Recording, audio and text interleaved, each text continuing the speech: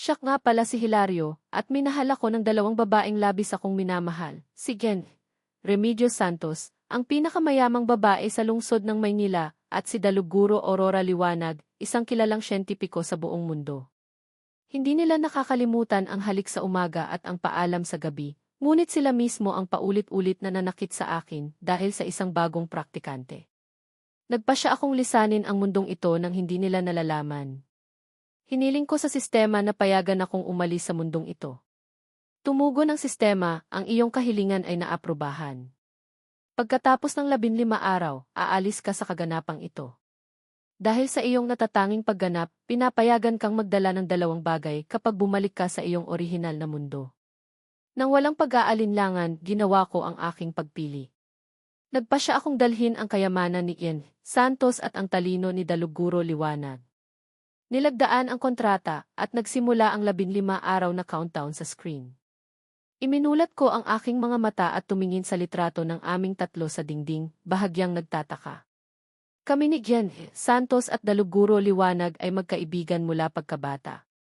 20 taon na ang nakalilipas, dahil sa isang aksidente, dinala ako ng sistema sa kakaibang mundong ito bilang isang ulila.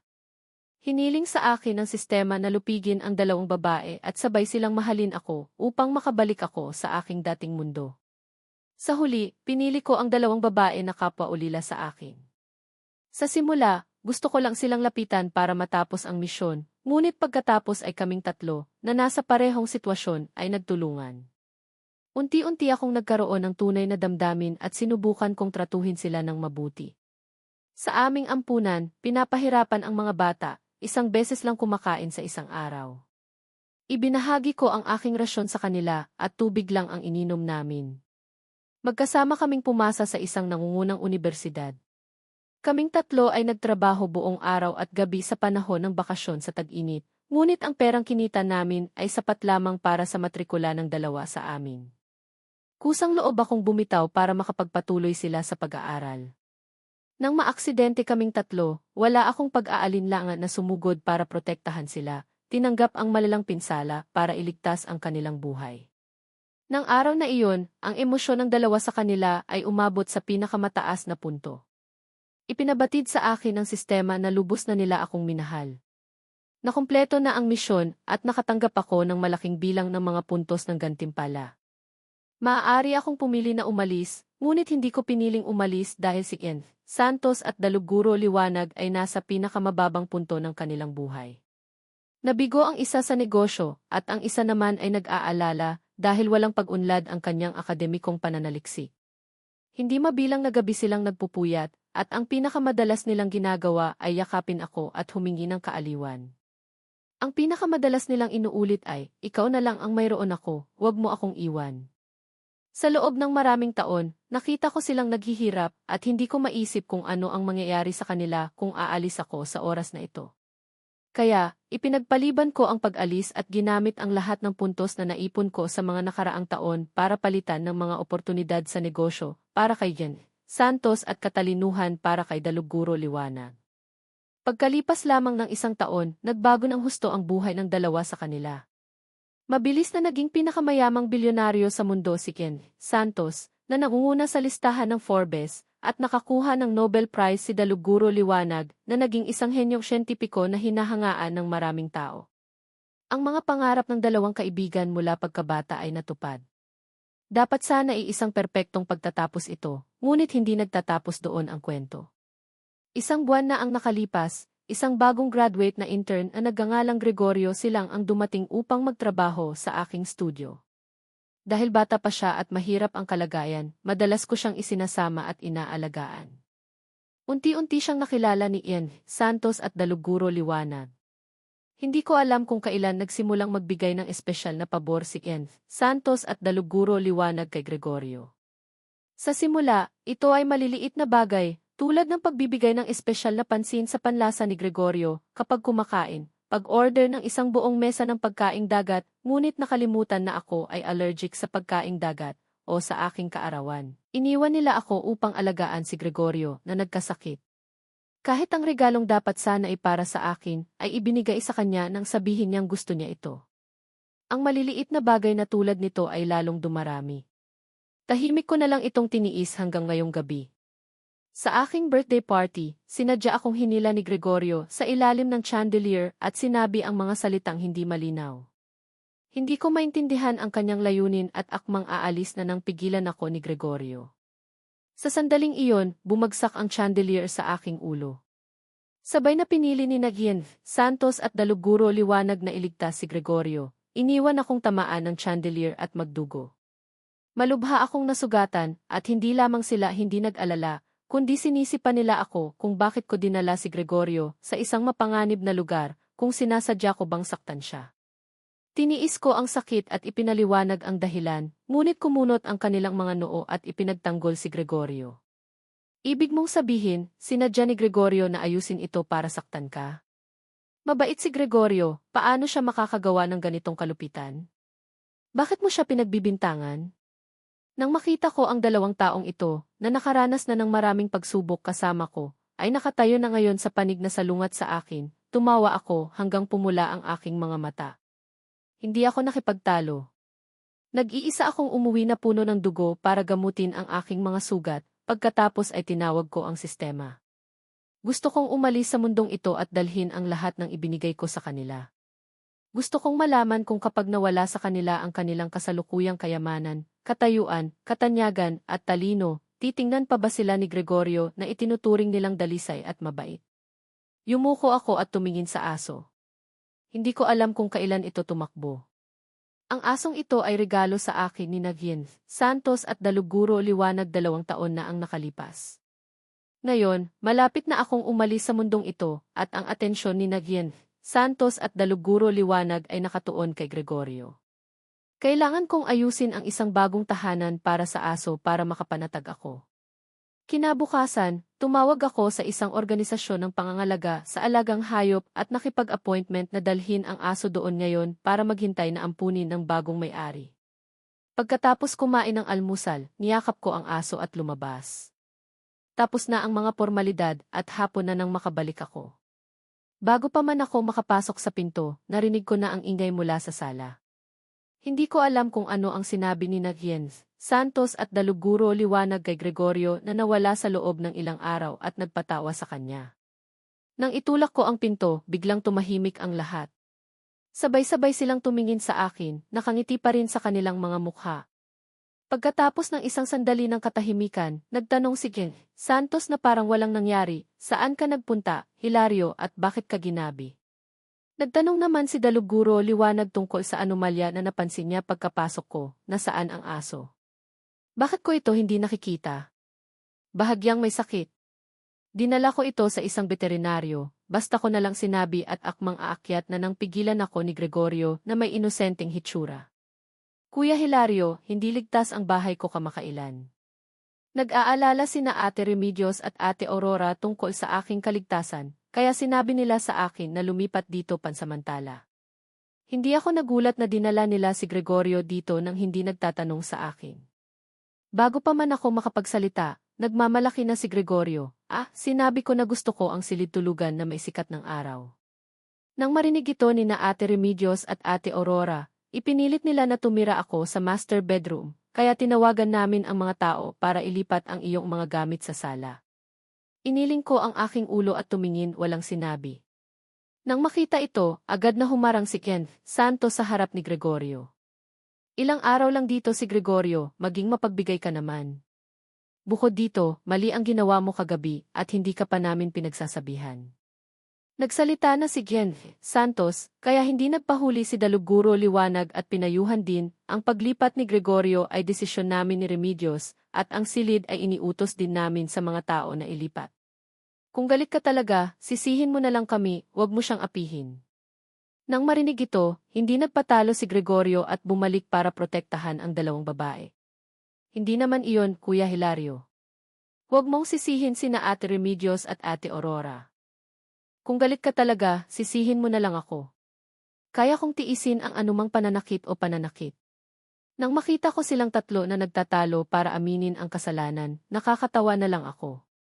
Hindi ko ito ipinakita. Sa isang bahagyang mapanuyang boses, sinabi ko, wala pa akong sinasabi, kaya bakit ninyo inaakala na magagalit ako? Pagkasabi ko nito, nagulat silang tatlo. Pumapayag ka na? Tumingin sa akin sina Gian, Santos at Daluguro liwanag na may gulat, ang kanilang mga boses ay puno ng kawalang paniwala. Magaan akong sumagot, bakit hindi ako papayag? Ito naman talaga ang bahay ninyo. Desisyon ninyo iyon. Hindi ninyo kailangang tanungin ang opinyon ko. Nang marinig nila ang aking walang pakialam na tono, bigla silang nalito at agad na nagpaliwanag, bakit naging bahay namin ito? Nakalimutan mo na ba, Hilario? Nang bilhin namin ang bahay, malinaw naming sinabi na ibinibigay namin sa iyo ang mansyon na ito, at ang pangalan sa sertipiko ng pagmamay-ari ay sa iyo rin. Siyempre, pinahahalagahan namin ang iyong opinyon. Hindi ko napigilang tumawa. Nailipat na ang mga gamit at ngayon ninyo lang naalala na tanungin ang opinyon ko. Hindi ko na gustong magsalita pa, kaya tumango na lang ako nang walang pakialam. Okay, pumapayag akong lumipat siya.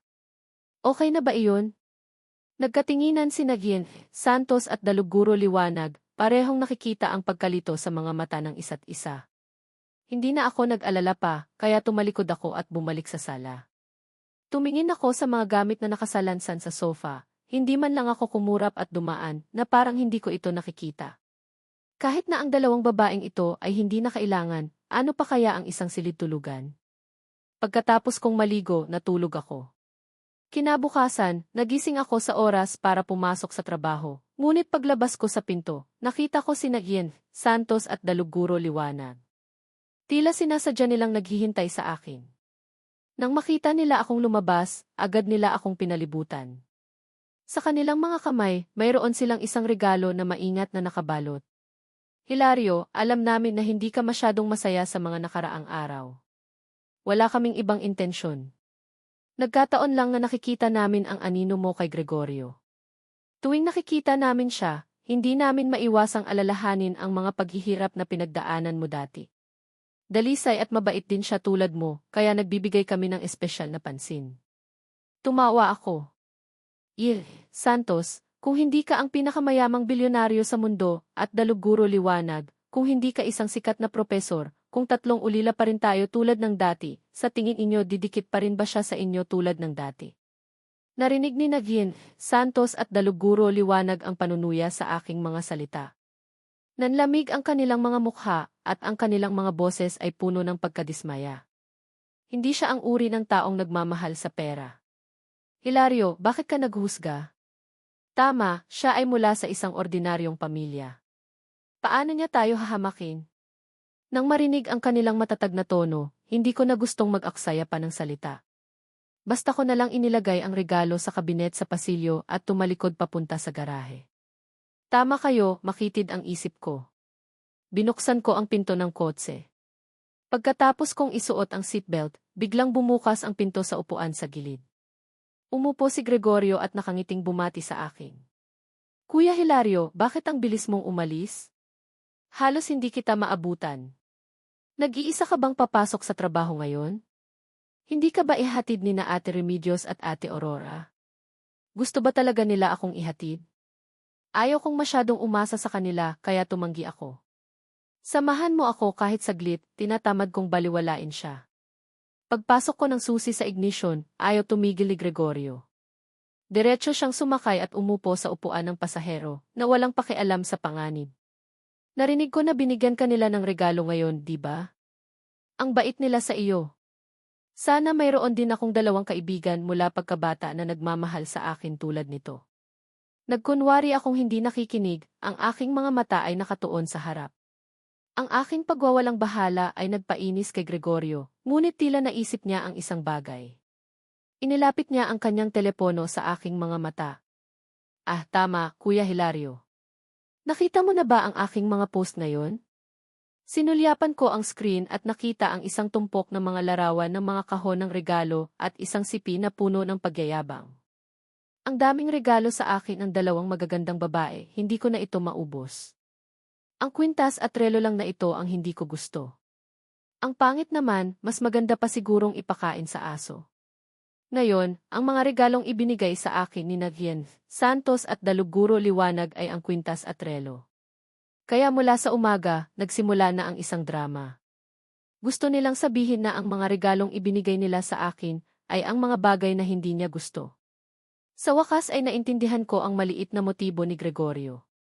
Kung noon, marahil ay malulungkot ako. Hindi ko maintindihan kung bakit ang 3 taong relasyon namin ay hindi katumbas ng ilang buwang paglitaw ni Gregorio sa kanilang buhay. Ngunit ngayon, wala na akong pakialam sa mga bagay na ito, kaya sinabi ko lang ng walang emosyon. Huwag mo akong abalahin sa pagmamaneho. Nakarating ako sa studio sa tamang oras. Pumasok ako sa aking opisina at tinawag si Ken. Trisha, sumama ka na sa akin sa loob ng 3 taon. Pagkatapos ay kumuha ako ng isang stack ng mga dokumento mula sa aking bag at ibinigay sa kanya. Yen, Trisha, 3 taon ka nang sumasama sa akin, di ba? Plano kong ibigay sa iyo ang ganap na kapangyarihan para pamahalaan ang studio. Nang marinig ito, ang mga mata ni Jen, Trisha ay nagpakita ng isang pahiwatig ng pagtataka na para bang nananaginip siya. Hindi niya mapigilang magtanong ng ilang dagdag na tanong, bakit po? Ano pong nangyari, Ginoong Hilario? Yumuko ako at hindi nagsalita ng labis. Magaan kong sinabi, malapit na akong pumunta sa isang malayong lugar at hindi na babalik. Gusto kong ibigay ang studio sa isang taong mapagkakatiwalaan para pangasiwaan ito. Nang marinig akong sabihin iyon, hindi nangahas na magtanong pa si Ian, Trisha at seryosong tumango. Ginoong Hilario, kailan po kayo aalis? Malapit na po ang pagtatapos ng disenyo, sasali po ba kayo? Naghihintay po kaming lahat na manalo kayo ng gintong medalya. Nang marinig ang salitang ipagtatapos, tumingin ako sa kabinet ng salamin na puno ng mga tropeo, na bahagyang nagtataka. Dahil sa kakulangan ng pera para sa matrikula, wala akong pagkakataong makapasok sa unibersidad sa loob ng maraming taon.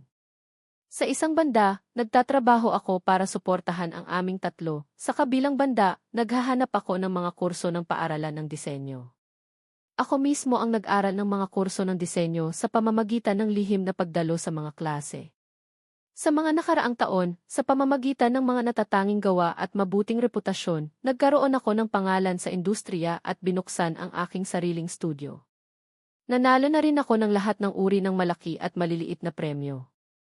Ito na lang ang kulang para makamit ko ang isang komprehensibong tagumpay. Sa totoo lang, kung susuko ako dito, hindi ko rin tatanggapin. Pagkatapos ng lahat, alam ko lang kung gaano kahirap makarating dito.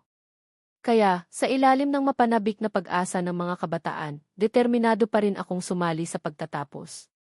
Kunin ang pinakaprestihiyosong award sa industriya ng disenyo bago umalis. Gawin ito ng may ulo at buntot at isaalang-alang ito bilang isang paliwanag sa aking sarili. Mabilis na dumating ang araw ng simula ng pagtatapos. Maaga akong dumating sa lugar ng kompetisyon. Sa pagdating ko sa pinto, nakita ko na ang 3 pamilyar na figura. Pinaliligiran ni Nagien, Santos at Daluguro liwanag si Gregorio at nagtatanong ng may pagmamahal. Nang makita nila ako, agad nang umiti si Gregorio at lumapit. Gusto ni Ate Remedios na bigyan ako ng pagkakataong mamulat ang aking mga mata, kaya namuhunan siya sa kompetisyong ito para tulungan akong makapasok sa pagtatapos. Huwag kang mag-alala, Kuya Hilario. Sa aking antas, hindi ako magiging banta sa iyo. Ikaw ang nangungunang kandidato para sa gintong medalya. Nang marinig ito, iniunat ni Daluguro liwanag ang kanyang kamay at mahinang tinapik ang kanyang ulo, ang kanyang boses ay napakalambing. Hindi pa nagsisimula ang kompetisyon, kaya bakit ka nagiging negatibo? Subukan mo ang iyong makakaya. Naniniwala ako na makakakuha ka ng magandang resulta. Nang mahimok siya, sa wakas ay nagpakalma si Gregorio. Sa panghihikayat at suporta ng isang henyong siyentipiko, tiyak nangingitian siya ng swerte. Nagsimulang magselo si Ken Santos. Hinikayat ko na rin siya, kaya bakit hindi mo ako pinapasalamatan? Hindi maaaring paboran si Gregorio. Nang makita ko silang 3 na nag-uusap ng masigla, bigla kong naalala ang ilang taon na ang nakalipas. Noon, ito ang unang pagkakataon na lumahok ako sa isang kompetisyon ng disenyo. Wala akong diploma o katanyagan. Tumingin ako sa masikip na pulutong at nag-alala. Sa oras na iyon, upang tulungan akong mag-relax, isinantabi ni Nagien, Santos at Daluguro liwanag ang kanilang mahalagang trabaho at sinamahan ako mula simula hanggang katapusan. Nagdala ng isang mage para sa akin ang isang tao, at ang isa naman ay patuloy na nagpapakain at nagpapasaya sa akin, mas nag-aalala pa kaysa sa akin. Tila hindi na pareho ang lahat. Umiti ako ng mapait at tumalikod, sumunod sa agos ng mga tao, papasok sa lugar ng kompetisyon.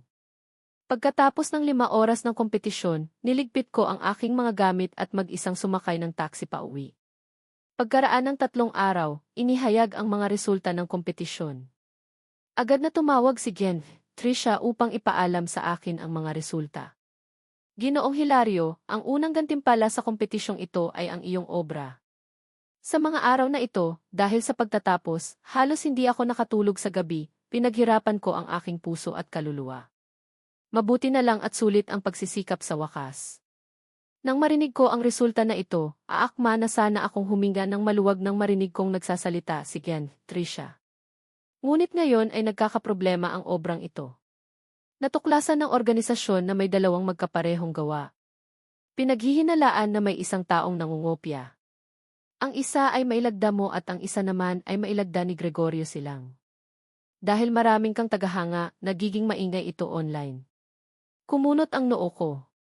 Hindi ko inaasahan na magkakaroon ng lakas ng loob si Gregorio na gawin ang ganitong bagay. Ang malinis ay malinis. Hindi ako natataranta. Okay lang, matagal ko nang inihahanda ang obrang ito para sa kompetisyon. Mayroon akong ebidensya na maaaring patunayan ang aking pagiging malinis. Sino nga bang magkakaisip na maniwala na ang matagal ng sikat na disenyador na si Ginoong Hilario ang kumopya sa baguhan na si Gregorio? Hindi ko pa natatapos ang sinasabi ko nang biglang sumagot si Tricia, hindi na po pwede, wala na pong kontrol sa mga opinyon ng tao. Tumingin po kayo sa pinakasikat na balita online. Pabilis ng pabilis ang tibok ng puso ko. Pagkababa ko ng telepono, agad kong binuksan ang webo at nakita ko agad ang pinakasikat na balita sa itaas, kinokopya ni Hilario si Gregorio. Hindi ako makapaniwala. Pag-click ko sa unang balita, nakita ko agad ang isang video kung saan umiiyak si Gregorio. Ang kumokopya sa kompetisyong ito ay hindi ako. Ako ay isang praktikante lamang, ngunit hindi ko gagawin ang ganitong bagay. Alam kong gusto ninyo si Ginoong Hilario at gusto ninyo siyang ipagtanggol, ngunit maniwala kayo sa akin kahit minsan. Ang obrang ito ay mula simula hanggang katapusan ay orihinal na nilikha. Sa proseso ng paglikha, ibinahagi ko rin ang aking mga ideya sa 2 kaibigan. Maaari silang magpatunay para sa akin. Walang anumang tunay na ebidensya sa buong video, ngunit mayroong higit sa 1,000,000 share at komento dahil lamang sa 2 mahal siya. Isa ay ang pandaigdigang bilyonaryo na si Remedios Santos, at ang isa naman ay ang nagwagi ng Nobel Prize na si Aurora Liwanag. Binuksan ko ang seksyon ng komento at nag-scroll pababa. Sinasabi mong hindi ka nangopya, kaya ibig mong sabihin, si Hilario ang kumopya. Tigilan mo na iyan, kapatid. Ilang mga gantimpala na ba ang napanalunan ni Ginoong Hilario? Paano niya makokopya ang isang walang pangalan na tulad mo? At 2 raw ang kaibigan mo. Alam mo ba kung sino ang 2 iyon? Ang isa ay bilyonaryo at ang isa naman ay ang nagwagi ng Nobel Prize. Kung kaibigan mo sila, puputulin ko ang ulo ko para sipain mo. Karamihan sa kanila ay panunuya at mura, at sa gitna ng matinding kritisismo na iyon, biglang lumabas ang 2 bagong webo at agad na umakyat sa pinakamataas na posisyon.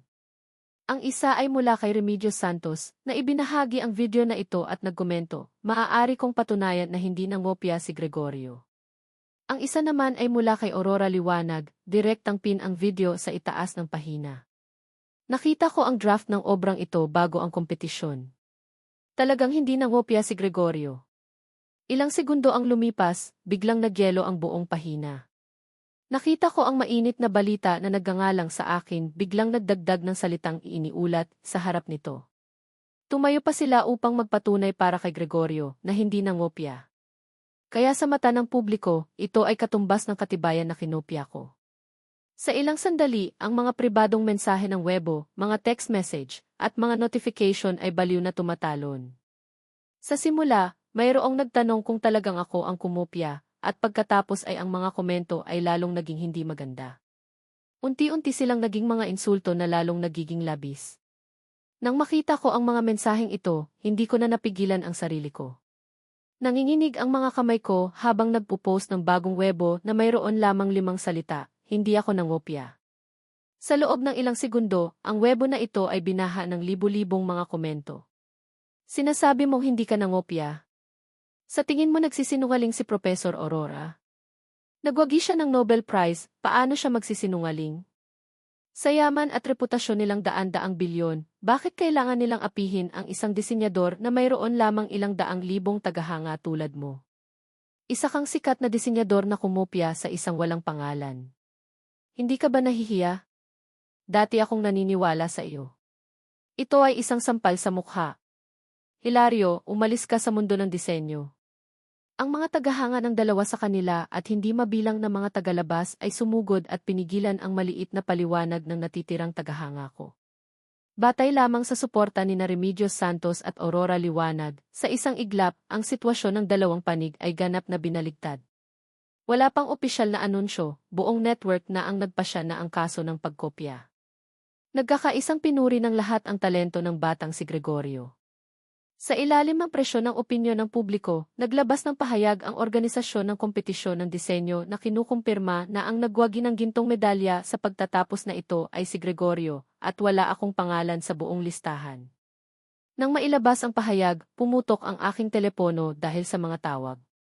Nagpadala ng mensahe ang studio na nagsasabi na lahat ng mga kasosyo na lumagda ng kontrata sa mga nakaraang araw ay nagmungkahi na wakasan ang kooperasyon. Dose-dose ng mga proyekto ang nahaharap sa malaking kabayaran.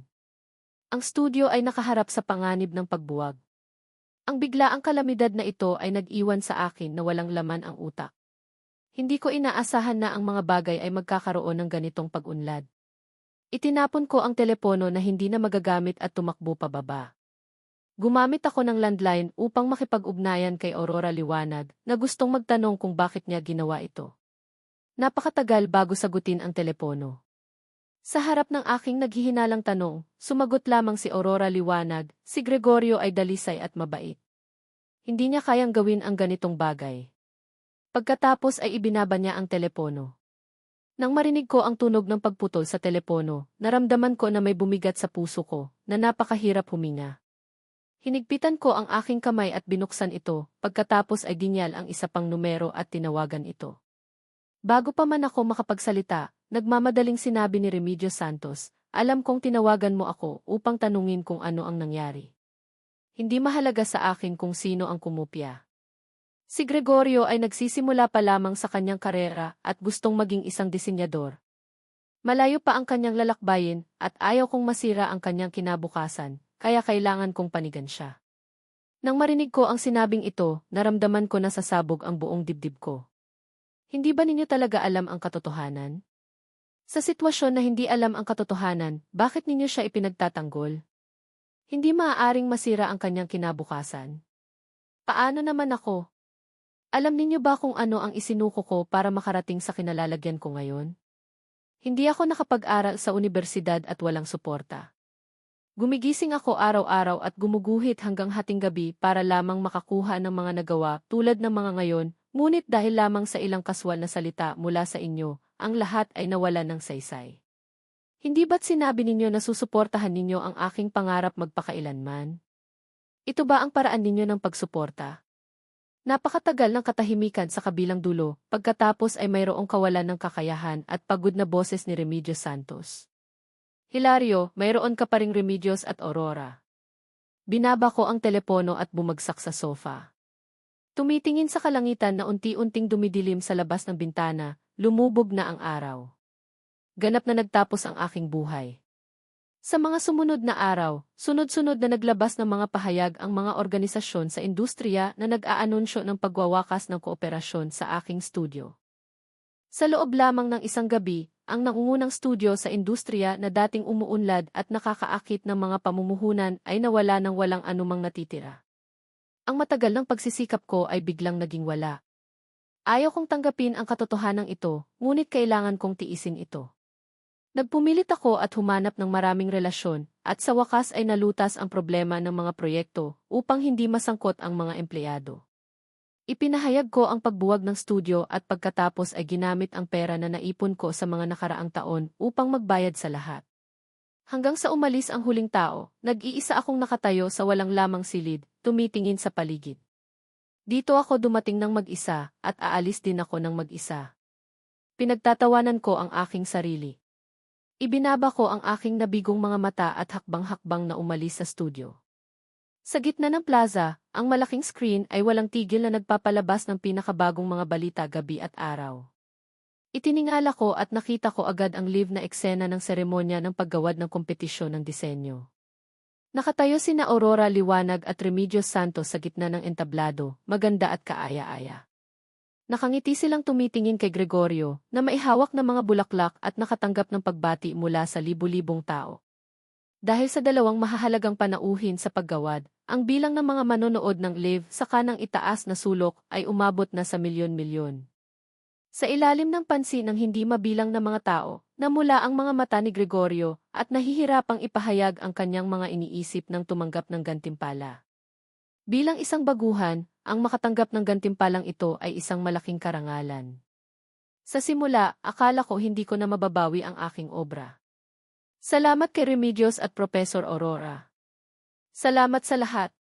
Nang makita ko ang kanyang mapagpanggap na hitsura, dumugo ang aking loob.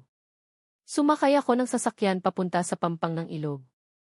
Napakatagal na panahon na nag-calm down ako sa wakas. Sa hating gabi, binuksan ko ang telepono na naka-off sa loob ng ilang araw at nakita ko na pula ang lahat sa kasaysayan ng tawag. Dose-dosenang hindi nasagot na tawag ang lahat mula kay Remedios Santos at Aurora Liwanag. Mayroon ding daan-daang hindi pa nababasang mensahe sa WeChat. Paparating na sana ako na burahin ang lahat nang marinig ko ang pamilyar na boses mula sa likuran. Hilario, bakit hindi mo sinasagot ang telepono? Ito ay si Aurora Liwanag. Kasunod si Remedios Santos na may nag-aalalang ekspresyon, tumakbo at hinawakan ang aking kamay. Ganito na kagabi, bakit hindi ka pa umuuwi? Galit ka pa ba sa amin? Alam mo bang 3 oras ka na naming hinahanap? Mabilis na tumitibok ang puso namin na halos huminto na. Tumingin sa 2 taong may nag-aalala na mukha, umatras ako ng ilang hakbang at inunat ang distansya sa kanila. Ang aking ekspresyon ay napakalamig. Sa ganitong masayang araw, hindi ba dapat nasa tabi ka ni Gregorio at nagdiriwang?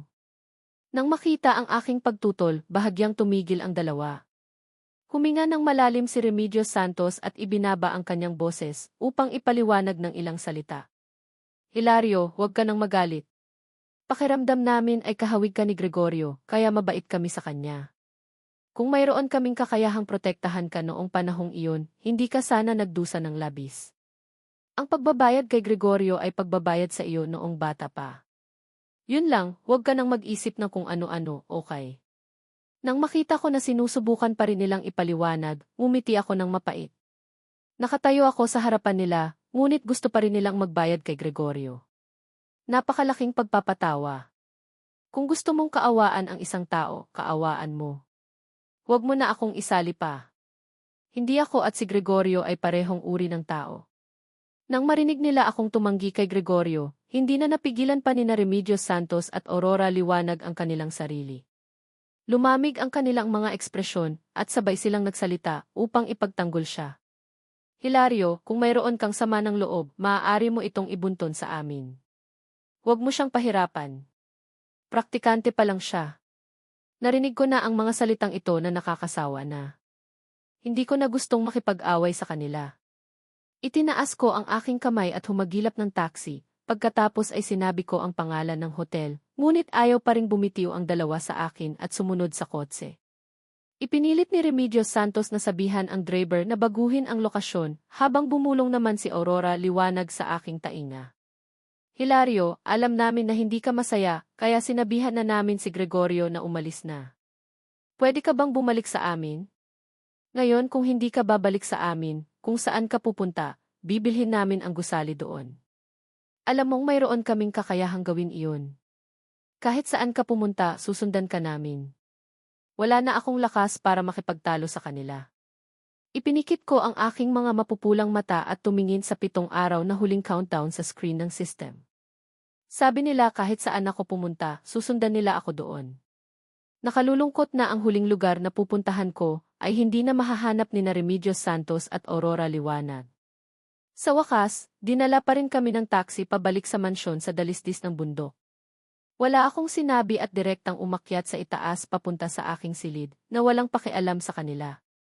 Pagkatapos kong makabalik, marahil dahil nakonsensya sila, tahimik na kinansela ni Remedios Santos at Aurora Liwanag ang lahat ng kanilang trabaho at nag-alaga sa akin sa bahay. Nagluto sila ng 3 beses sa isang araw at nagpadala ng hindi mabilang na mga regalo, ang mga mamahaling relo at iba pang mga bagay, sinusubukang pasayahin ako sa lahat ng paraan. Trinato nila ako na para bang bumalik na kami sa mga lumang panahon kung saan hindi pa lumalabas si Gregorio, ngunit sa harap ng 2 taong nagpupumilit na suyuin ako, wala akong reaksyon, tahimik lamang na nagbilang ng bawat araw. Pagkagising ko ngayong araw, nakita ko na ang sala ay puno ng mga tao. Nang makita nila akong nagising, marahang lumapit sa akin si Aurora Liwanag. Hilario, hindi ka masaya dahil nakakulong ka sa bahay. Nag-organisa kami ng isang party para aliwin ka. Inayos na namin ang mga stylist at makeup artist para sa iyo. Hindi mo na kailangang mag-alala tungkol sa anumang bagay, kailangan mo lamang magbihis ng gwapo at dumalo. Ayaw kong pumunta sa anumang party. Ngayon gusto ko na lamang umalis sa lalong madaling panahon, ngunit kakaakmang tatanggihan ako nang tumayo si Remedios Santos at pinakiusapan ako. Dahil hindi ko matiis ang pang-aabala, hinayaan ko na lamang sila. Nang lumabas ako sa mansyon, hapon na. Papunta ako sa garahe. Ilang hakbang na lamang at makakasakay na ako sa kotse nang marinig ko ang usapan ng 2 driver. Narinig ko na mamayang gabi, sabay naliligawan ni Ginang Remedios at Professor Aurora. Napakabait ng ama ni Ginang Remedios, hindi ko alam kung papayag si Ginang Remedios. Tumigil ako sa paglalakad. Liligawan ako ni Remedios Santos at Aurora Liwanag ngayong araw. Nang malaman ko ang balitang ito, hindi ako natuwa. Nakita ko lamang nakakatuwa. Nang makarating ako sa lugar ng party at nakita ang mga rosas na nakatambak sa lobby at narinig ang bulong-bulungan mula sa lahat ng panig, nandito na ang bida, napagtanto ko na seryoso sila. Aakma na sana akong tumakas ng agad na tumunog ang isang romantikong musika ng piano sa tahimik na lobby. Si Remedios Santos, na nakasuot ng kulay ubeng damit at si Aurora Liwanag, na nakasuot ng puting ball gown, ay lumabas sa ilalim ng liwanag ng entablado. May hawak silang pareho ng mga bulaklak at kahon ng singsing na brilyante at sabay na lumapit sa akin. Nang makita kong aakma silang lumuhod, ang malakas na yapak ay tumunog sa pinto. Sabay na lumingon ang dalawa at nakita si Gregorio silang nabasang-basa, ay hawak na kahon ng cake. Ang kasiyahan at kagalakan sa kanyang mga mata nang makita niya ang bagay na nasa kanilang mga kamay ay naging gulat at kalungkutan. Nagulat si Remedios Santos. Gregorio, bakit ka nandito? Bakit ka basang-basa? Nang marinig ang kanyang boses, agad na namula ang mga mata ni Gregorio. Ilang araw na ang nakalipas, narinig kong sinabi mo at ni Ate Aurora na gusto ninyong kumain ng cake malapit sa ampunan, kaya espesyal akong pumunta para bumili nito at dalhin ito dito. Hindi ko inaasahan na biglang bumuhos ang ulan. Wala akong dalang payong. Upang protektahan ang cake, tinakpan ko ang buong paraan. Gusto ko lang na makakain kayo kaagad, hindi ko inaasahan patawad, naabala ko na kayo. Papahina ng papahina ang kanyang boses at sa wakas ay nagdala ng isang tono ng pag-iyak na nagpapanggap na ako ang nagtulak sa kanya. Ang biglaang eksenang ito ay nag-iwan sa lahat ng dumalo na tuliro. Ang unang sumagot ay si Remedios Santos. Nagbago ang kanyang ekspresyon at agad niyang isinaksak ang mga bulaklak at kahon ng singsing sa aking kamay. Tumalikod siya para habulin. Nang makita siyang umalis, agad ding ibinigay sa akin ni Aurora Liwanag ang lahat ng bagay, nag-iwan lamang ng isang pangungusap at pagkatapos ay sumunod din, Hilario, hintayin mo ako, babalik kami kaagad. Ayaw ko nang maghintay pa at ayaw ko nang maghintay pa. Lumabas ako sa pinto ng hotel. Sa labas, umuulan na, isa-isang umilaw ang mga ilaw na nagpapakita ng 3 figura na nagpupumilit sa tabi ng kalsada. Sa paglabas ko sa pinto, narinig ko si Gregorio na nagpapanggap na tinulak ko siya, patawad, hindi ko sinasadya na abalahin ang panliligaw ninyo. Alam kong gusto ninyo si Ginoong Hilario, ngunit hindi ko talaga mapigilan ang sarili ko. Ate Remedios, Ate Aurora, sinira ko na ang panliligaw ninyo. Hindi ko na mapigilan pa ang sarili ko, sumigaw ako ng malakas, Gregorio. Pagkatapos, sa ilalim ng gulat ng mga mata ng 3, itinapon ko sa kanya ang lahat ng 4 na bagay sa aking kamay. Hindi mo ba gusto ang mga bagay na ito? Ibna itapon ako ng kotse ng 1-0 metro. Nang magkamalay ako, natagpuan ko ang aking sarili sa ospital. Sa tabi ko ay si Gregorio silang lamang. Nang makita ako ni Gregorio na gising, agad siyang lumapit. Ginoong Hilario, okay ka lang ba? Kagabi, hindi ko rin inaasahan na poprotektahan ako ni na Ate Remedios at Ate Aurora. Unti-unting kumalat ang sakit sa aking mukha. Wala na akong lakas para makinig sa kanyang mga panunuya. Papaakma na sana akong tumawag ng nurse para magpalit ng gamot nang biglang tumigil ang aking paningin sa dalawang agimat na suot niya. Sinuri ko ng mabuti at natuklasan ko na magkapareho ang mga ito sa mga agimat na ipinagdasal ko kina Remedios Santos at Aurora Liwanag sa simbahan ng Quiapo 1-0 taon na ang nakalipas. Bigla kong hinawakan ang kamay ni Gregorio. Ano ang suot mo? Nang makita ko ni Gregorio na nagtatanong, ipinagmalaki niyang itinaas ito sa harap ko. Ito ba? Ibinigay sa akin ito ni na Ate Remedios at Ate Aurora ilang araw na ang nakalipas. Sa kalagitnaan ng pagsasalita, itinulak ni na Remedios Santos at Aurora Liwanag ang pinto at pumasok. Nang makita nila akong mahigpit na hawak ang dalawang agimat, bahagyang nagbago ang ekspresyon ng dalawa at agad na nagpaliwanag, Hilario, huwag kang magkamali ng pag-iisip. Hindi ito ang iniisip mo. Pagod na akong pakinggan ang kalahating pusong pagbibigay katwiran na ito. Sa sandali ng buhay at kamatayan, ang isang tao ay magkakaroon ng likas na tugon na protektahan ang pinakamahalagang bagay sa kanyang subconscious. Iniwan nila ako dahil hindi na ako ang pinakamahalaga at pinakaaalala sa kanilang puso. Bakit kailangan pang magsabi ng maraming salita para linlangin ang sarili at ang iba? Tumawa ako ng mapait at binitiwan ang agimat. Sa huli, pagod na lamang ang aking boses. Kung sino ang gusto ninyong bigyan, bigyan ninyo. Malapit na rin naman akong umalis. Sa mga araw na nasa ospital ako, salitan akong binabantayan ni na Remedios Santos at Aurora Liwanag. Araw-araw, ang 3 pagkain ay ipinapadala sa kama ko sa tamang oras, puno ng nutrisyon. Sa gabi kapag natutulog ako, mayroon pa ring nagpupuyat sa tabi ng kama, natatakot na mauntog ko ang aking sugat sa aking panaginip. Kapag nagbabasa ako ng magasin, kung ang aking mga mata ay tumigil sa isang bagay sa loob ng ilang segundo, ang bagay na iyon ay ipapadala sa ospital kinabukasan. Pagkatapos ng ilang araw ng paggamot, unti-unting gumaling ang aking sugat. Nang ako ay na-discharge mula sa ospital, wala na naman sila. Yumuko ang sekretarya ni Remedios Santos at ang assistant ni Aurora Liwanag ng may paggalang, bawat isa ay nagbigay ng walang kapintasan na dahilan para sa kanilang mga boss. Wala akong sinabi, sumunod sa kanila at umalis sa ospital papunta sa bahay. Pagkasakay ko sa kotse, nakita ko agad ang pinakabagong post sa Moments ni Gregorio Silang, na gumagawa ng kawanggawa sa ampunan. Hindi sinasadya, may nahulog na bagay sa kanyang paa. Ayaw ko nang alamin pa kung saan nagpunta at ano ang ginagawa ni na Remedios Santos at Aurora Liwanag. Ipinikit ko ang aking mga mata. Ipinapakita ng sistema ang natitirang oras sa mundong ito ay 3 araw na lamang. Sa huling 3 araw bago ang countdown, nagpasya akong burahin ang lahat ng bakas ko sa mundong ito. Pumunta ako sa ilang paaralan at binura ang lahat ng sulat sa mga desk at dingding. Pagkatapos ay bumalik ako sa ampunan at hinukay ang mga hiling na nakabaon sa ilalim ng puno, pinunit ang lahat. Pagkatapos ay pumunta ako sa simbahan, tinanggal ang nakasabit na kandado mula sa maraming taon na ang nakalipas at itinapon ito sa basurahan. Lahat ng mga lugar kung saan naiwan ang aming mga yapak, bumalik ako minsan. Pagkatapos ay personal kong sinira ang pinakamagagandang alaala na walang iniwang bakas. 2 araw bago ang countdown, niligpit ko ang lahat ng gamit sa bahay. Lahat ng mga regalong ibinigay sa akin ni na Remedios Santos at Aurora Liwanag ay maingat kong binalot at idinonate sa ampunan. Ang mga larawan ng aming 3 na kinunan sa mga nakaraang taon, wala akong pag-aalinlangan na itinapon sa apoy. Ang kagalakan ng pagsasama-sama sa malaking fish pond, ang pag-asa ng pagsasama-sama sa paghihintay sa pagsikat ng araw sa tuktok ng bundok, ang kaguluhan ng pagtanggap ng unang sweldo at pagsasama-sama sa pagkain ng kanluraning hapunan. Ang bawat sariwa at buhay ng ngiti ay nilamon ng apoy sa isang iglap.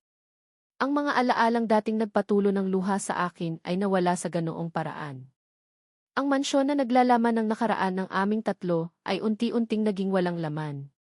Tumingin ako sa paligid, lumabas sa balkonahe at tumingin sa hardin na puno ng kulay ng tagsibol sa ibaba.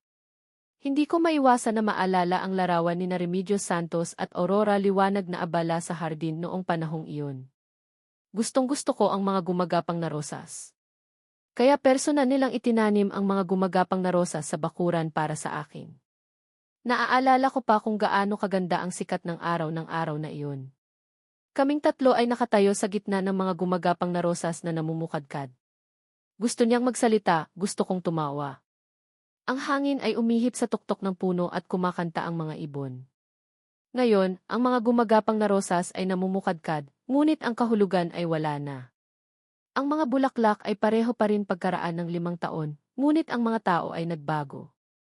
Sa aking panaginip, nalalaman ko kung gaano karaming mga bulaklak ang mahuhulog.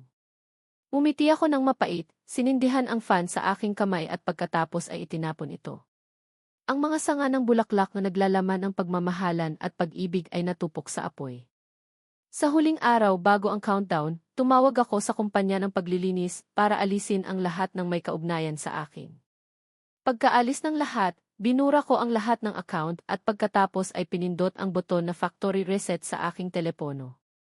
Habang nagre-restart ang telepono, tumunog ang doorbell.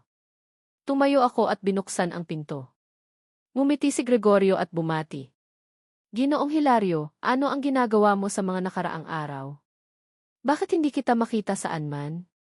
Sina Ate Remedios at Ate Aurora ay hindi umuwi para sa akin, sigurado na inggit ka, galit, paninibugho, tama. Marahil dahil malapit na akong umalis, sa harap ng panunukso ni Gregorio, ang natitira sa akin ay katahimikan. Bakit kailangan kong mainggit at magalit? Nang makita ko na hindi nagpapakita ng anuman, inakala ni Gregorio na ako ay nagpapanggap na mas lalo pa siyang naging kontento. Siyempre, dahil ang pinakamayamang bilyonaryo sa mundo at ang henyong siyentipiko ay umiikot na ngayon sa akin.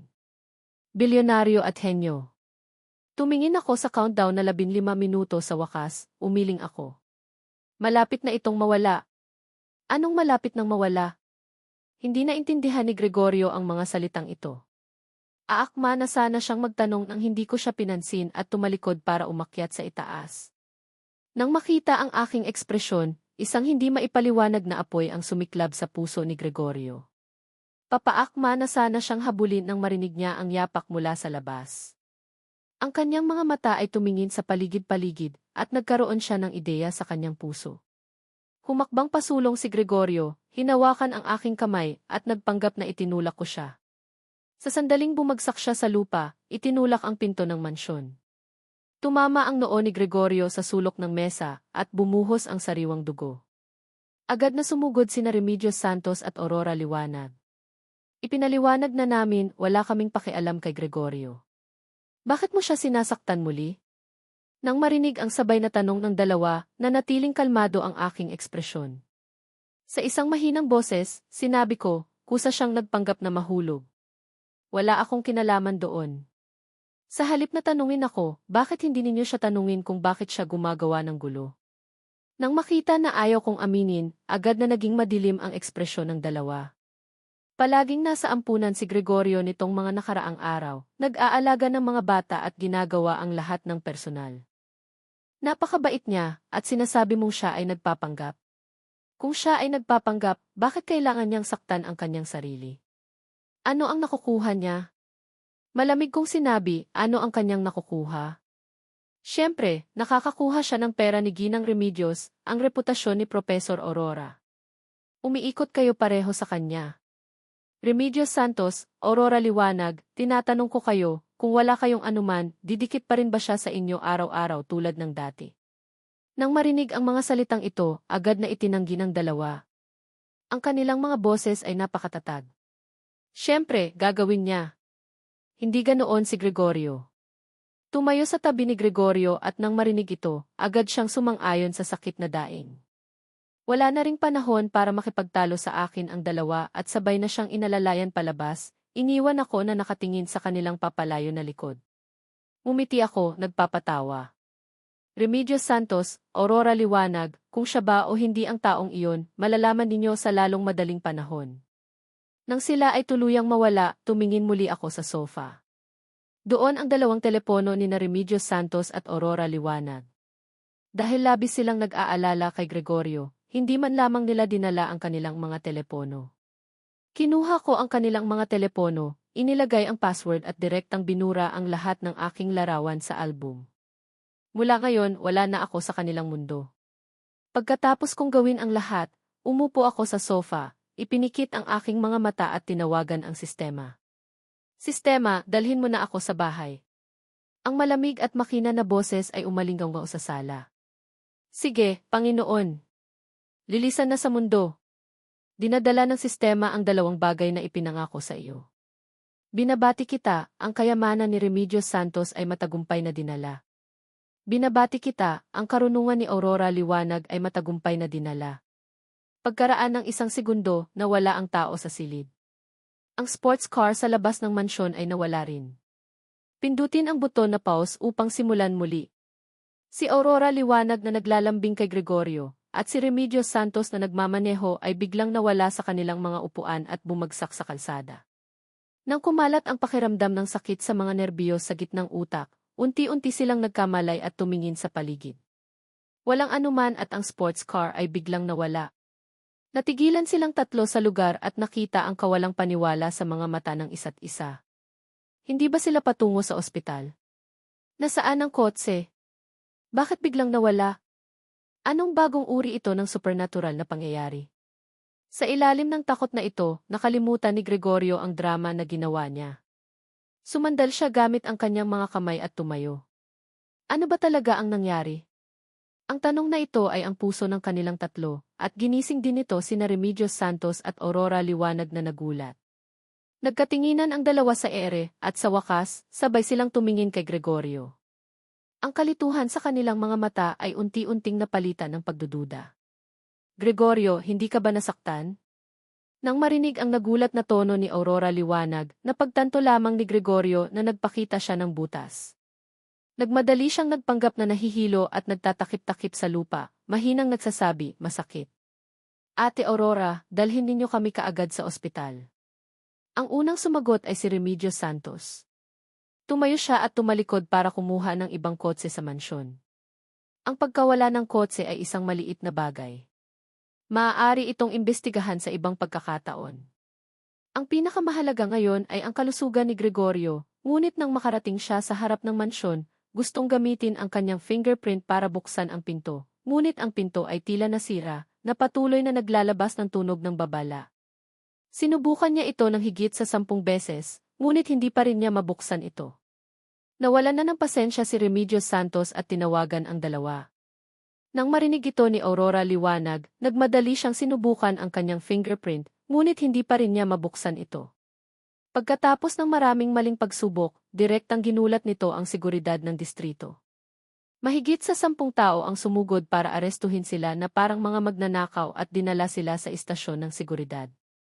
Sa daan, paulit-ulit silang nangatwiran, sinusubukang ipaliwanag na sila talaga ang may-ari ng mansyon, ngunit pagkatapos suriin ang sistema, natuklasan nila na ang mansyon ay walang laman at walang may-ari. Ang resulta na ito ay ikinagulat ni Remedios Santos at Aurora Liwanag. Paulit-ulit silang nag-inspeksyon ng maraming beses at nakipagtalo pa sa pangkat ng seguridad, iginigiit na may mali sa sistema. Hindi gustong gumawa ng dahilan ang mga security guard, sa tatlong hindi makatwiran at direktang ipinasa sila sa pulis bilang mga suspect sa pagnanakaw. Kahit sa harap ng pulis, napakakumpiyansa pa rin ni Remedios Santos at direktang sinabi ang kanyang pagkakakilanlan, ako ang ihi ng 100 bilyong kumpanya na si Remedios Santos. Ang mansyon na iyon ay nakapangalan sa akin. Nagkamali kayo ng aresto. Nagkatinginan ang ilang pulis at kumunot ang noo. 100 bilyong kumpanya? Anong kumpanya iyon? Hindi ko pa naririnig. Kumpanya ba ito ng pandaraya? Sa harap ng naghihinalang mga mata ng mga pulis, tuluyang nawala ng pasensya si Remedios Santos, ang kanyang boses ay puno ng hindi mapigilang galit. Ako ang pinakamayamang bilyonaryo sa mundo. Hindi ninyo alam? Nang sabihin niya ang mga salitang ito, ang lahat ng pulis sa estasyon ay lumingon, ngunit may mga mapanuksong mata. Para bang tumitingin sila sa isang baliw. Hindi ba si Mao Huayu ang pinakamayamang bilyonaryo sa mundo? Baliwala ang babaeng ito. Sa tingin ko ito ay isang bagong uri ng pandaraya, kaya siya sa atin itong mabuti. Nang marinig ang bulong na ito, natigilan silang tatlo. Si Remedios Santos ay nagdududa pa rin kung kailan naging pinakamayamang bilyonaryo si Mao Huayu. Ang lahat ng nangyari sa nakalipas na kalahating oras ay nagdulot kay Aurora liwanag ng hindi matanggap. Huminga siya ng malalim at humakbang pasulong para ipakilala ang kanyang sarili. Ako si Aurora Liwanag, ang ika-negatibo 124 na nanalo ng Nobel Prize sa Matematika. Siguro maniniwala kayo sa aking mga salita. Nang marinig ito, direktang ibinuga ng pulis na nagtatrabaho ang tubig sa screen ng computer. Ang buong silid ay napuno ng masayang atmosfera. Nobel Prize sa Matematika? Ate, hindi ka pagising. Ikaw ang pangalawa na nagsasabi na may Nobel Prize sa Matematika, haha. Hanggang sa umalis sila sa istasyon ng pulis, hindi pa rin maintindihan ni Remedios Santos at Aurora Liwanag kung ano ang nangyari sa loob ng ilang oras. Bakit sila bumagsak mula sa mga bituin na sinusuportahan ng libu-libong tao, bigla sa putik at naging mga ulila na nagtapos pa lamang sa unibersidad? Hindi matanggap ng dalawa ang katotohanan ito, bumagsak sa lupa. Ang kanilang mga mata ay walang laman at ang kanilang buong katawan ay nababalutan ng malamig na pawis. Si Gregorio Silang ay hindi pa rin nakaka-recover sa gulat, ngunit siya ay matatag sa simula pa lamang, kaya sa harap ng katotohanan ito na hindi maipaliwanag, mayroon pa rin siyang pag-asa. Hindi na niya kailangang magpanggap na may sakit. Umupo siya at hinawakan ang mga kamay ng dalawa na nagpapasigla sa kanila. Ate Remedios, Ate Aurora, tiyak na may nangyari. Magpahinga na lang kayo at pagkagising ninyo bukas, tiyak na babalik sa dati ang lahat. Nakatulog na sila. Pagkagising, lumipas na ang isang araw. Ang nabaligtad na mundong ito ay walang pagbabago. Ang pinakamayamang bilyonaryo ay si Mao Huayu pa rin. Walang gantimpala pa rin ang Nobel sa Matematika. Sina Remedios Santos at Aurora Liwanag ay dalawa pa rin na walang pangalan na walang trabaho. Ang mga taikoon na dating tumatawag kay Remedios Santos na kapatid ay hindi na niya kayang makita ngayon, lalo na ang makipag-ugnayan. Ang mga mathematical formula na dating nagdala ng dakilang kaluwalhatian kay Aurora Liwanag ay naging mga English character na hindi niya maintindihan. At ang hindi nila matanggap ay ang pagkawala ko. Bukod sa kanilang tatlo at kay Gregorio, walang sinuman ang nakaalala sa akin, isang disenyador na dating sikat sandali. Pagkatapos ng isang gabi, ang reputasyon ko ay nawala na parang hindi ako kailanman umiral sa mundong ito. Na parang usok na nawala ng walang anumang bakas. Kung ikukumpara sa pagbagsak mula sa isang high peak patungo sa lupa, ang aking pag-alis ay malinaw na mas malaking gulat at mas mahirap tanggapin para kina Remedios Santos at Aurora Liwanag. Pareho silang nabaliw sa paghahanap ng mga bakas ko saan man. Nagpunta sila sa ampunan kung saan nagsama-sama kaming tatlo, sa campus kung saan ginugol namin ang aming kabataan, sa bundok at simbahan na dati naming pinupuntahan, sa mansyon kung saan kami nakatira sa loob ng 2 taon. Lahat ng T. Sa bawat lugar na konektado sa akin, konektado sa nakaraan, sinubukan nilang bisitahin at mag-usisa. Sa huli, nakita lamang nila ang mga walang laman na puno ng pagnanais, ang mga dingding at mesa na nakalbo, ang nawawalang mga kandado, ang hardin na sinunog. Matapos ang maraming pagkabigo, sina Remedios Santos at Aurora Liwanag, na parang mga taong naglalakad sa hamog, ay naging malabo rin. Posible bang ako at ang lahat ng nakaraan, tulad ng sinabi ng iba, ay isang mahabang panaginip lamang, walang katotohanan sa kanilang buhay? Ang taong hindi matanggap ang masamang katotohanan higit sa kina Remedios Santos at Aurora Liwanag ay si Gregorio Silang. Sa simula, mayroon pa rin siyang ilusyon na makakabangon sila mula sa kahirapan. Inilagay niya ang merkado ng stock at 3 pangunahing problema na hindi pa nalulutas ng matematika sa harap nila, sinusubukang ibalik ang kanilang kaluwalhatian.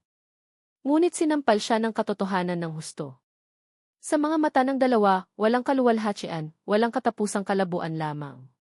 Inaasahan niya na ang lahat ay ilusyon lamang, umaasa na makakabangon silang muli sa tuktok ng kanilang buhay, umaasa na ang mga bagay na inagaw niya mula sa aking mga kamay ay maihalaga pa rin.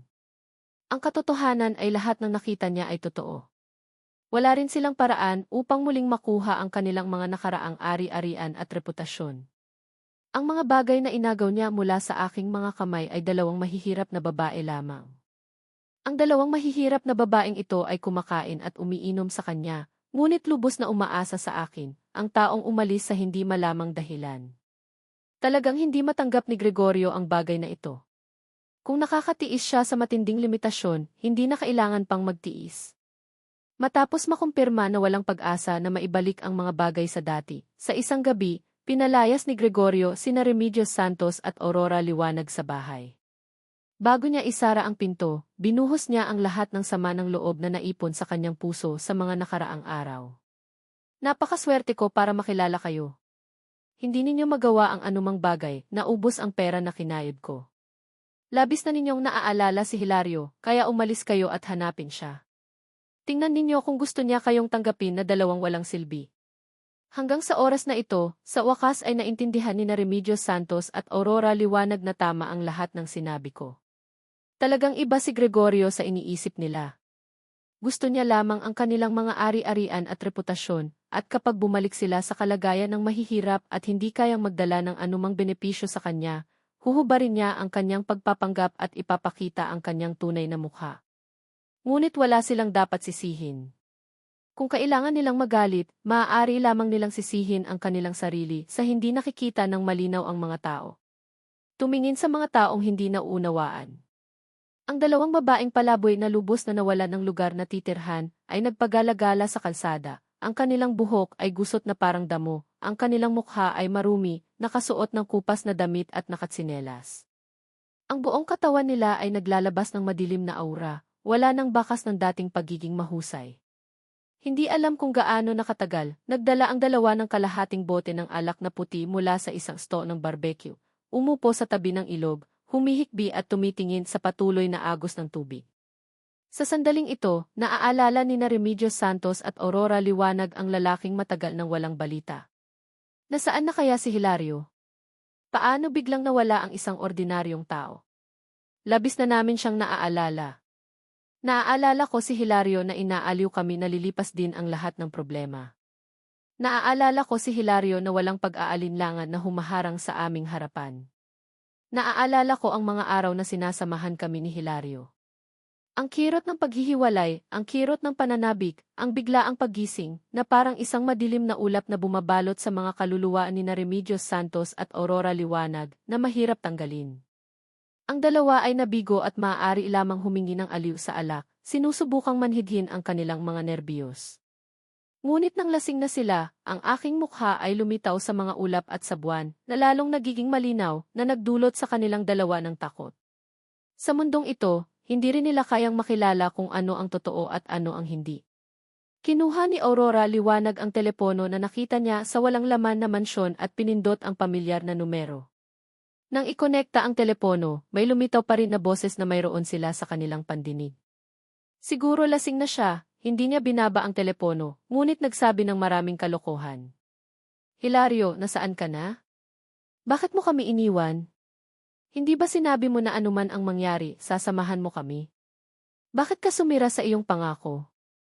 Sinuri ng sistema ang sunod-sunod na mga tanong na ito, matagumpay na kinuha ang mga keyword, sinuri ang sitwasyon, at pagkatapos ng pagsusuri, natuklasan na may lumitaw na error sa pag-encode ng mag-reboot ang sistema, na hindi pa naitatama sa oras. Ang mga alaala ng mga target na karakter na sina Remedios Santos, Aurora Liwanag, at Gregorio Silang ay hindi nabura. Babala ng panganib. Pagkatapos ng pagsusuri, masyadong maraming pagkakamali sa mundong ito. Kung magre-reboot muli, mahaharap sa panganib ng pagbagsak ang sistema. Ang ibinigay na solusyon ay ilipat ang tatlong target na karakter sa isa pang mundo. Natanggap ng sistema ang tagubili na buhayin ang pag-andar ng paglalakbay sa oras at ilipat ang tatlong target na karakter sa bagong espasyo at oras. Countdown, 1-0, 9, 8, 7. Hindi maintindihan ni Aurora Liwanag na lasing ang mga kakatwang salitang ito, ngunit nakakaramdam pa rin siya ng sensasyon sa bilang.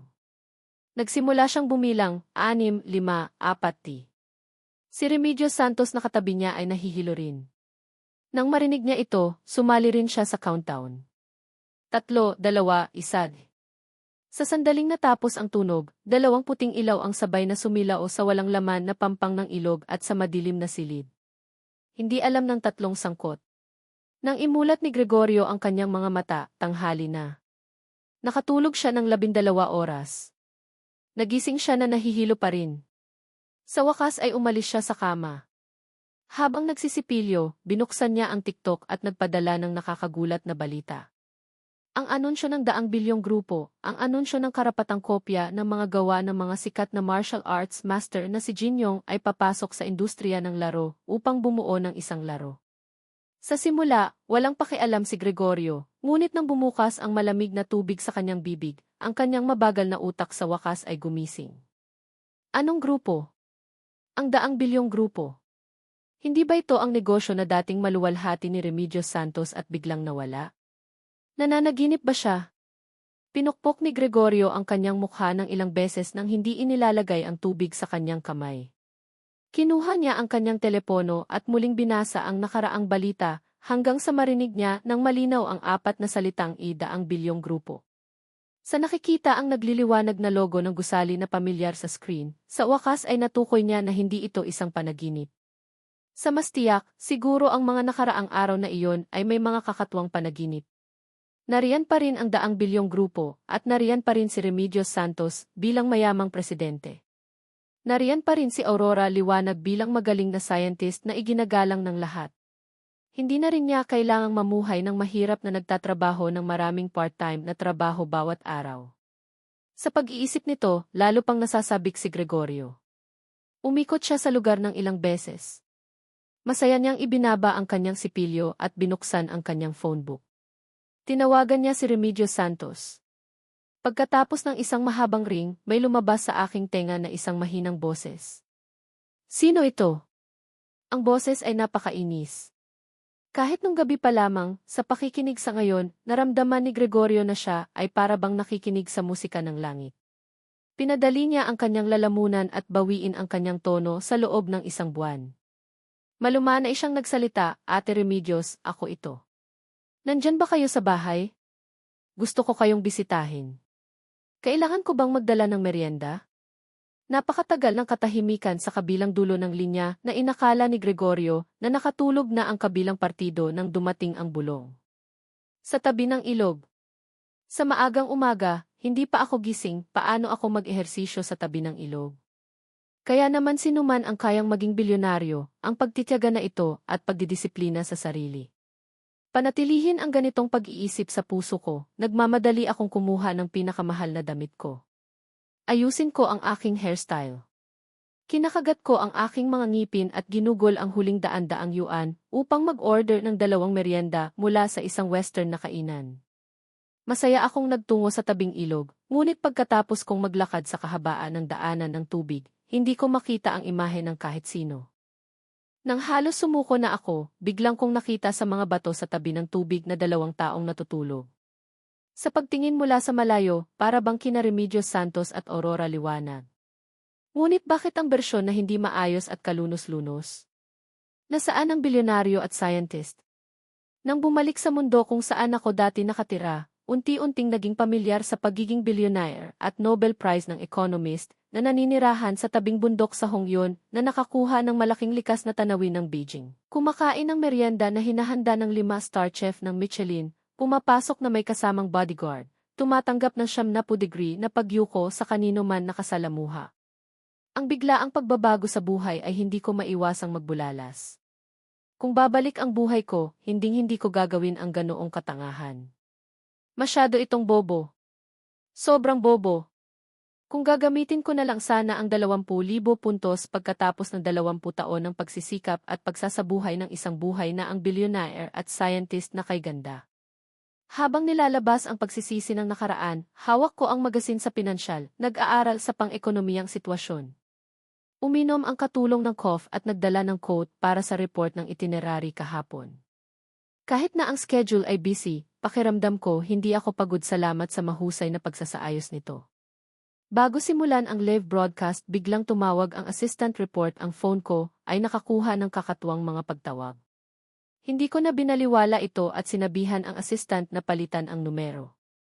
Habang tumitingin sa mirror, sinisiguro ko na perpekto ang damit at nagsuot ng magandang ngiti at pumasok sa recording sa milyon ng mga fans. Hello mga kababayan! Ako po si Jiang Yishen, si Sinanggi Group. Nakita na ang lalaki sa malaking LED sa stage, si Jiang Yueting, On Suyaw at Tian Jian sa gilid ng ilog ay biglang natigilan. Tatlong taong nag-iisip gaya ng takot. Nakabukas ng bahagya ang kanilang bibig dahil sa takot. Ang kanilang mga mata ay malaki. Hindi malilimutang mga mukha iyon. Hindi nila makalimutan ang mga emosyon. Mga emosyon ng tatlong pangalan na si Jiang Yushen ay nagpapakita na hindi ito panaginip. Si Jiang Yucheng ay ako na nakatagal sa Yueting. Ano kaya ang nangyari at nakagalitan si Yueting? Kasabay silang tatlo sa pagkusot ang kanilang mga mata at sinimulang nagdududad kung ang kanilang nakikita ay hallucinations. Gayunpaman malapit silang maluha, hindi nakikita ang mukha nila na nagbago. Para harapin na hindi nila maipaliwanag. Sinabi nila na si Yueting, Tian at Tian kasama nila naglaki kayong magkakasama na handang ibigay ang buhay nyo sa inyo na nakilala nyo ba sa totoong buhay. Ngunit bakit siya ay humarap sa sakayamuan ang tunog? Pero yata na ang kayamanan ni na mahuli sa dula ng nakakalimutan at sa isang sanlihan na pangunahin. Sinabi ng kaibigan na kung ako ay may kapangyarihan ang sistema ng mundo, ako ay walang kabuluhan ang karapatan na ako ay huminto ng makabagbag damdamin sa labis na pagkabagbagdan. Ang katulong ay maingat sa pagsunod sa akin sa paraang lumapit ang aking balanse. Mabilis ang umiral at sumali muli. Sa likod ng ilaw na ang sasakyan. Sinabi ko kay Wet at Chayan. Naisipan kaagad nila ang pagkatao mo, kaya ngayon gusto ka na nilang iligtas. Sa ilalim ng makabagbag damdaming imahe ng mga nagliliyab na katangian malayo sa bintanilya. Nang may malalim na damdamin sa kanila. Sinamahan na ako sa dalawang pangyayaring kay daling nangyari at may biglang dumating. Ang mga malalayong kalangitan na ito na tinitiganan na kinakapatay. Sa isang malalim na tingin, sinabi ni Tian ang totoo. Sinabi ba talaga niya na magkakasama na kami doon at malalaman kung gaano kami kapait? Pagbalik sa pamilyar na opisina, naramdaman ni Remedios Santos na nananaginip siya. Tumingin siya sa pamilyar na tanawin ng ilog sa labas ng bintana, at pagkatapos ay tumingin sa ganap na magkaibang estilo ng loob ng daang bilyong grupo. Isang komplikadong emosyon ang sumilaw sa kanyang mga mata. Sa tabi niya, si Aurora Liwanag ay walang gaanong iniisip, nakatitig lamang sa pinto, naghihintay na itulak ko ang pinto at pumasok. Ngunit matapos umupo ng 4 hanggang 5 oras, hindi pa rin nila nakita ako. Unti-unti silang nagsimulang mag-alala. Maraming beses nilang tinanong ang katulong na nakatayo sa pinto, ngunit nakatanggap lamang sila ng malamig na sagot. Mayroon pang mga bagay na dapat harapin si Ginoong Giang. Maghintay kayong dalawa ng mapayapa. Pagkatapos ng ilang oras ng pagkontrol sa opinyon ng publiko, ang nangyari kaninang hapon ay unti-unting naapula. Ngunit dahil sa aking di pangkaraniwang pagkakakilanlan, kahit na walang masyadong gulo sa ibabaw, mayroon pa ring malakas na agos sa ilalim. Sa pamamagitan ng ilang salita ni Aurora Liwanag at Remedios Santos sa video, nagsimula ang mga netizen na imbestigahan ang aking background. Sa huli, natuklasan nila na kaming tatlo ay mula sa parehong ampunan at nag-aral sa junior high school at senior high school. Pagkatapos ay nag-aral si Aurora Liwanag at Remedios Santos sa universidad, habang ako ay huminto sa pag-aaral, nagtrabaho, at nag-aral ng mga kurso sa ekonomiya sa paaralan. Tila mula noong panahong iyon, kaming tatlo ay nawalan na ng ugnayan. Pagkatapos ay ginamit ko ang pera na naipon ko sa loob ng ilang taon ng pagsisikap upang magtatag ng isang maliit na kumpanya. Sa loob lamang ng 2 maikling taon, salamat sa aking mahusay na pananaw at kahanga-hangang karunungan, nagtatag ako ng 100 bilyong grupo, at salamat sa aking malaking ambag sa internasyonal na merkado ng ekonomiya. Nakatanggap ako ng ika-negatibo 124 na Nobel Prize sa ekonomiya. Ang ulat na ito ay nagpagulat sa bansa at sa ibang bansa sa isang iglap. Ngayon nakatagpo na ako muli, ang aming katayuan at pagkakakilanlan ay hindi na maihahalin tulad sa mga nakaraan. Kaya't ang mga netizen ay nagmamadaling nagkomento, at pinag-uusapan ng lahat kung bakit kami naghiwalay dati at kung ano ang kalalabasan namin sa hinaharap. Sa kanila, walang kakulangan ng mga kakatuwang espekulasyon na naghihinuha na ang 2 babae at isang lalaki ay may hindi pagkakaunawaan sa emosyon. Nang mag-scroll ako sa komento na ito, ang aking mga palad ay pinagpawisan ng malamig. Nagsimula na naman akong mag-alala. Sa mas mababa sa kalahating araw, nahukay nila ang maraming bagay. Kung hindi ko ito kontrolin, kapag inihayag nilang lahat ang aking nakaraan, hindi ba ako malalagay sa isang kahindik-hindik na imahe? Sa pag-iisip ng katapusan na katha ng mga tao, nakaramdam ako ng hindi mapalagay, ngunit dahil napunta na sa puntong ito, kahit na hindi ko gusto, kailangan ko pa rin silang harapin. Alamin ang iyong kaaway at alamin ang iyong sarili, at hindi ka matatalo sa daang laban. Nang malapit nang mawala ng pasensya sina Aurora Liwanag at Remedios Santos, sa wakas ay natanggap ng katulong ang anunsyo at dinala sila sa silid ng pagpupulong. Sa sandaling itinulak ang pinto, ang malamig na himpapawid at ang matibay na aura ay nagdulot sa kanilang dalawa ng labis na pagkabalisa. Pagkatapos ng lahat, sa kanilang impresyon, palagi akong bata na sumusunod sa kanila, isang maliit na sisiw na nagtatago sa ilalim ng kanilang marangyang payong. Kaya't sa pagharap sa isang taong malamig na lubos na naiiba sa kanilang impresyon, mas mabilis ang tibok ng puso ng dalawa, ngunit ang pagmamahal sa loob ng maraming taon ay sa huli ay nagtagumpay sa takot sa likas na katangian. Si Remedios Santos ay gumuhit sa pamilyar na mukha at binanggit ang nickname na iyon. Hilario D. Bago pa man matapos ang mga salita, tumingala ang katulong sa tabi at mahigpit na pinaalalahanan sila. 2 giliw, ito ang punong tanggapan ng 100 bilyong grupo. Ang taong nakatayo sa harapan ninyo ay ang hihi ng 100 bilyong grupo. Ano man ang mangyari, dapat ninyong tawagan siya na Ginoong Giang. Nang marinig ang sinabi na iyon, likas na tumingin sa akin sina Aurora Liwanag at Remedios Santos, na nag-iisip na pababulaanan ko ang mga salita ng katulong, ngunit wala akong anumang reaksyon, o kahit na sinulyapan. Nakaupo pa rin akong nakaupo sa posisyon ng chairman, na naglalabas ng isang marangal na aura na walang sinuman ang nangahas na saktan. Walang anumang bakas ng taong nasa kanilang mga alaala.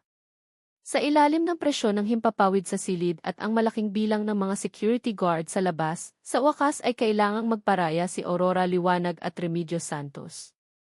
Binibigkas nila ang pangalan na iyon ng malinaw at maayos, na puno ng distansya. Ginoong Giang. Matapos isara ng katulong ang pinto, tumingin ako sa Aurora Liwanag at Remedios Santos. Sa aking mga mata, mayroong isang malamig at seryosong hangarin na hindi nila mabasa. 2 giliw, hindi tayo magkakilala. Maaari ko bang tanungin kung bakit bigla kayong sumugod sa eksena? Ano ba talaga ang pakay ninyo? Gusto bang pumatay, dumukot, o magpakilos ng opinyon ng publiko? Nang marinig ang sunod-sunod na mga tanong, natigilan ang dalawa. Pagpatay, pagdukot, magpakilos ng opinyon ng publiko, ano kaya ang sinasabi niya? Nang makita ang walang pigil na pagdududa sa kanilang mga mukha, natanto ni Aurora Liwanag na may mali, humakbang pasulong, gusto kong magpaliwanag. Ginoong Giang, wala kaming ibang pakay. Ang layunin ko ay nawala ka sa loob ng mahabang panahon, kaya nag-aalala kami sa iyo. Nang marinig ang sinabi na ito, bahagya akong kumunot ng noo at tiningnan ang katulong. Nang maunawaan ng katulong ang aking pakay, dinala niya ang mga bagay na inihanda niya sa harap nila. 2 giliw, si Ginoong Giang ay palaging nasa Beijing sa loob ng 1 buwan na nakikipag-usap sa pagkuha at pagsubok sa negosyo. Halos araw-araw siyang lumalabas sa publiko. Para sa sinasabi na naglaho siya, hiling namin sa dalawa na sabihin ang katotohanan, kung hindi kailangan naming makipag-ugnayan sa mga ahensya ng seguridad. Tumingin sa bunto ng mga pahayagan na puno ng impormasyon tungkol sa akin, pagkatapos ay tumingin sa petsa ng publikasyon ng mga pahayagan. Nakaramdam si Aurora Liwanag at Remedios Santos ng labis na pagiging katawa-tawa. Malinaw na sa loob ng 1 buwan, ang 100 bilyong grupo at ako ay ganap na nawala, bakit nagkaroon ng maraming itinerary? Posible bang nakatagpo sila ng mga supernatural na bagay, paglalakbay sa oras? Nagkatinginan ang dalawa at nakita nila ang kawalang paniwala sa mga mata ng isa't isa. Sa huli, tumugon muna si Aurora Liwanag. Sinulyapan niya ang katulong at pagkatapos ay sinabi sa paraang hindi direkta, mayroong ilang mga bagay na gusto naming kumpirmahin kay Ginoong Giang. Hindi kaya makakatipid kami ng oras para sa katulong na sinuman. Ang hindi ka panipaniwalang kapakipakinabang na layunin sa wakas ay dumating sa pangunahing punto. Mabilis na tumibok ang aking puso, ngunit pinanatili ko pa rin ang mukha ng taong nasa mataas na posisyon. Sinulyapan ang dalawa at pagkatapos ay ikinaway ang aking kamay upang bigyan ng senyas ang katulong na lumabas. Nang makita na umalis na ang tao, humigpit ang kamay ni Remedios Santos at nagsimula siyang magsalita. Naaalala mo pa ba kami? Siyempre hindi ko aaminin ang ganitong bagay. Umiling ako ng napakatiyak.